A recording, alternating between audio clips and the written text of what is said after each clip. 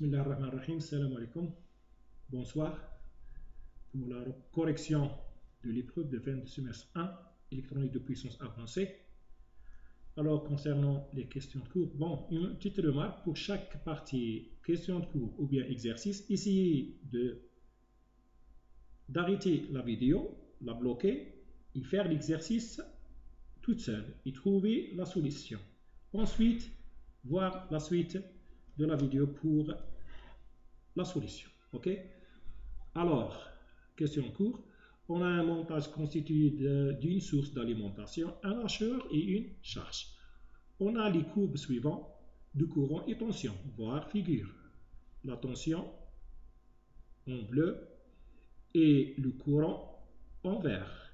À partir de la figure, tirez le maximum d'informations de ce montage. Bon, bloquer ou bien arrêter la vidéo, essayer de trouver la solution toute seule, les bonnes réponses, ensuite voir la suite. Merci. On va voir maintenant la solution. Alors, c'est quoi? D'après la forme, on sait que c'est un hacheur serré. La période de signal t égale 1 milliseconde. Voilà, vous devez lire toutes les informations. Tirez le maximum, on a dit. Tension d'entrée de hacheur, 600 volts. Là, 100 volts. Charge inductive. Pourquoi? Parce que le courant a une forme triangulaire. Ça veut dire que c'est sûrement une charge inductive. Le Imax, le Imin du courant, on peut tirer cette information. La valeur moyenne, à peu près, c'est quoi? C'est Imax plus moins Imin plus Imin sur 2. La valeur moyenne du UD, on peut calculer la valeur moyenne du UD. C'est simple. Le rapport cyclique aussi, on peut tirer, c'est 3 carreaux sur 5 carreaux. Alors c'est 0,6. Et il y a d'autres informations que vous pouvez le tirer. Chaque bonne information, bonne réponse, 1 point, le tout c'est 4. Pour le deuxième exercice, premier exercice, voici le premier exercice. On a un onduleur en pont à 4 interrupteurs bidirectionnels. Cet onduleur est alimenté par une source de tension E et commandé par la commande décalée, voir la figure. Voici le montage et voici la commande. Le chronogramme de la commande. On a un décalage de taux. K1, K2, la commande de K1, K2. Ici, dans cet intervalle, c'est le K1 qui est fermé et l'autre intervalle, c'est le K2, la commande complémentaire. La même chose là, on a une petite partie K3 est fermée pendant taux. Ensuite, le 4,4 est fermé de T sur 8 jusqu'à T sur 2 plus taux. Et le T3, la commande complémentaire de K4. Tracez la tension V de T sur une période T. Donnez l'expression de V efficace en fonction de taux, puis calculez V efficace pour taux égale T sur 8. Et le reste de l'exercice, tracer le courant de la charge, I charge, le courant de la source, IE, le courant dans l'interrupteur K1 et K1 pour les deux cas suivants. Une charge résistive, purement résistive, uniquement on a R. Ici, la charge, c'est une résistance. Partie B, au deuxième cas, KB, une charge RL. Ça veut dire une charge inductive. Il y a une autre question. La tension E de l'accumulateur chute de 75% de sa valeur initiale. Calculez la nouvelle valeur de taux pour que V efficace reste constante et égale à la valeur calculée dans la question 2. Dans cette question, la valeur efficace trouvée ici, elle doit rester constante. Essayez de faire la solution, bloquer la vidéo, faire la solution toute seule et on passe à la solution. Pour le traçage, on doit faire une étude. Si le K1 et K3 fermés, on obtient V égale 0. Si le K1 et K4 fermés, on obtient V égale E. Voici, si K1 fermé et le K3 fermé, on a un roue libre ici.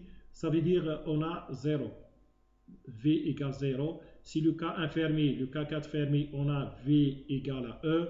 Et si le K3 fermé et le K2 fermé, on a V, c'est l'inverse de E. V égale à moins E. Si le K2 fermé, K4 fermé, on a 0. Pour le traçage, voici, on a tracé tout, même, voici l'état des interrupteurs. Ça, c'est la tension de sortie, c'est la tension V. Là, c'est 0. On a ici E, 0, E, moins E plutôt, 0, et ainsi de suite. La période se termine ici. Hein. Pour le courant de la charge, dans le cas d'une résistance, le courant prend la forme de la tension redressée. Et sa valeur, c'est la valeur max ici, on peut la trouver, c'est E sur R. La valeur minimale ici, c'est moins E sur R. La même chose pour le courant IER. Ça, c'est sa forme-là. Le IK1, lorsque l'interrupteur K1 est fermé, le courant dans l'interrupteur IK1 égale le courant dans la charge. Et le courant dans la charge a cette forme-là. Plutôt cette forme-là, jusqu'à T sur 2. Et lorsque le K1, dans cette période-là, ou bien cet intervalle-là, deuxième demi-période, le K1 est ouvert, ça veut dire le courant IK1 il est nul, 0. Pour le cas inductif, la charge RL, elle a une forme exponentielle, le vert, voici le IE prend cette forme-là, et le IK1, ça veut dire dans l'interrupteur K1, prend cette valeur-là.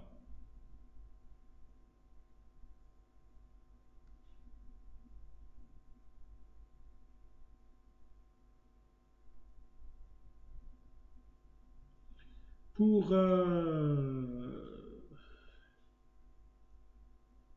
donner l'expression V efficace en fonction de taux, puis calculer la valeur efficace pour taux égal T sur 8, V efficace égale l'intégrale, etc. On a deux intervalles. Et à la fin, on trouve que V efficace égale E sur 2, ou bien E efficace égale E, la racine 1 moins taux sur T sur 2. Application numérique pour le cas de taux égale T sur 8, on trouve V efficace égale E sur 2 racine de 3, ou bien E fois la racine de 3 sur 4, ou bien 6 sur 8, etc. 0.05, 0,5, 0,5. Là, l'étude, c'est 0,5. Le traçage, c'est bon. Là, pour le traçage de la tension, à la sortie au banc de la charge, c'est 1,5. Les courants 0,5 pour chaque graphe et la même chose ici. Pour le calcul, la tension E de l'accumulateur chute de 95. La nouvelle valeur de taux, on a une chute de 95 alors E' égale 0,75 E, l'ancienne valeur. Et on cherche la nouvelle valeur taux prime. La nouvelle valeur efficace égale E', c'est la même forme, c'est la même tension. Et on trouve E', la racine 1 moins taux prime, la nouvelle valeur de taux sur T sur 2. La nouvelle valeur égale l'ancienne valeur parce qu'on veut garder la valeur efficace constante. Après simplification et quelques calculs, on trouve à la fin T' ou bien taux prime égale 0,00844 T, période. 1,5 points pour tout ce calcul. Pour l'exo 2, voici le deuxième exercice. Soit le chargeur d'accumulateur suivant, voir la figure, où Vmax égale 100 volts, F 50 Hz et E égale 60 volts. On a un accumulateur avec une charge Z, une impédance Z. Si Z est une résistance R égale 8, elle est résistance, une charge résistive pure, R. Tracer les tensions V de la source, E la tension redressée UD sur une période T. Tracez le courant ID dans le même graphe, le courant ID, ici. Calculez la valeur ID max. La diode est passante entre les instants T1 et T2. Calculez T1 et T2.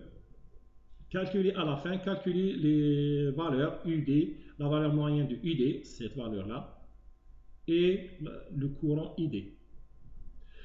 Partie B, c'est une charge R par une si on change, pardon, je m'excuse, si on change R par une inductance Z et c'est une inductance pure d'une valeur de 3,3 mA. Dans le cas de la conduction discontinue, on a une conduction discontinue, ça veut dire le courant s'annule à l'instant précis.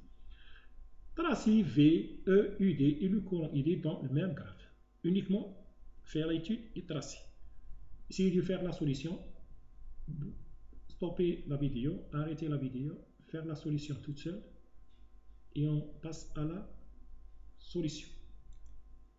Pour l'étude et la solution, de 0 jusqu'à T1, on a V, elle est inférieure à E. Ça veut dire que la diode est bloquée, le courant nul, alors UD égale E. La diode est bloquée, elle est ouverte, le courant ne passe pas. Ça veut dire la chute de tension ici, on n'a pas une chute de tension, et de là, UD égale à E. De T1 jusqu'à T2, V supérieur à E, ça veut dire elle est passante. Et de là, le courant passe de la source vers la charge et l'accumulateur. Le ID, la valeur de ID, c'est V moins E.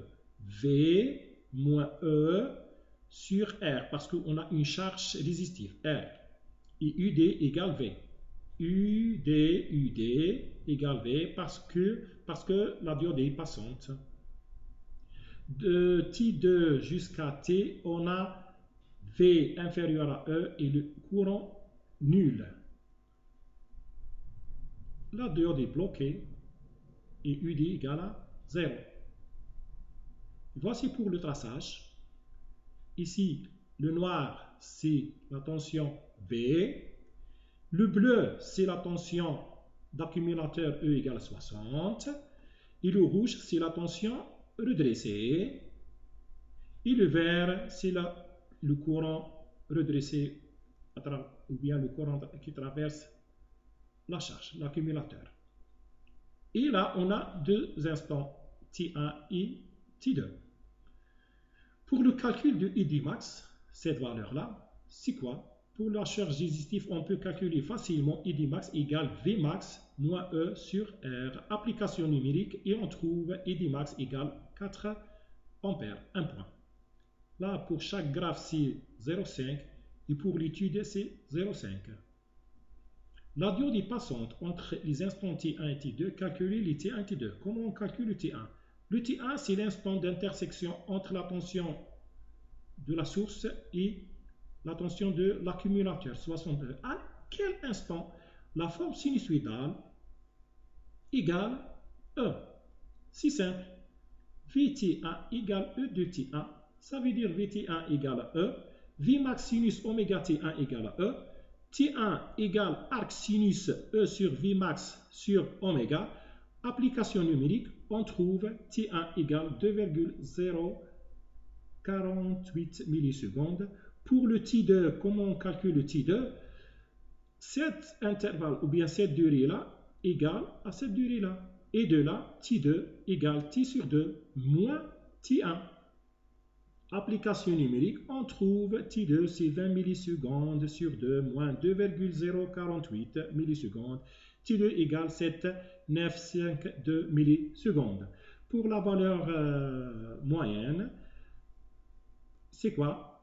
On a trois intervalles pour la valeur moyenne de UD. On a l'intervalle, le premier intervalle de 0 jusqu'à T1, UD égale à E. Ensuite, de T1 jusqu'à T2, UD égale à V.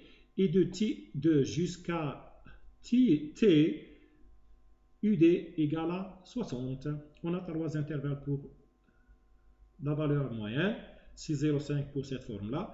Et l'application numérique à la fin, c'est 0,5. On trouve la valeur moyenne de UD égale 67,74 volts.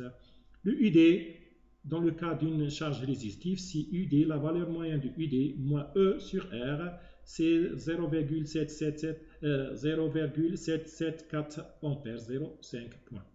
La partie B, si on change R par une inductance Z égale L, 3,3 millions. Dans le cas d'une conduction discontinue, tracez V, E, UD et le courant ID dans le même graphe. Voici D de 0 jusqu'à T1, on a V inférieur à E, débloqué, ça veut dire ID égale 0, UD égale à E. De T1 jusqu'à T2, on a V supérieur à E, D, la diode est passante, ID est positif et ID il est croissant. Il est croissant. Il commence par le E, il est croissant. Et le UD égale à V. De T2 jusqu'à T extinction, on a V inférieur à E. Dans le cas d'une résistance, la diode est bloquée, mais dans ce cas-là, le courant est positif. Il n'est pas nul, mais il est décroissant. La diode est passante et le UD garde toujours la même valeur de V. Prend la valeur de V. De θ extension jusqu'à T, on a V inférieur et le courant il est nul. Ça veut dire la diode elle est bloquée et le courant nul. Et bien sûr, et le UD égale à E. Voici, le noir c'est la tension source V, alternatif. Le bleu c'est le E, la tension d'accumulateur. Le rouge c'est la tension redressée, UD. Et le vert c'est le courant. Et là, c'est le T1, ici, c'est le T2, et là, on a θ extinction. Et pour cela, on a dit, on a une commutation discontinue dans l'exercice. Condition discontinue, là, pour cette remarque-là, là, dans le cas d'une conduction discontinue. Je vous remercie à la fin. Merci pour votre attention et bon courage. Merci.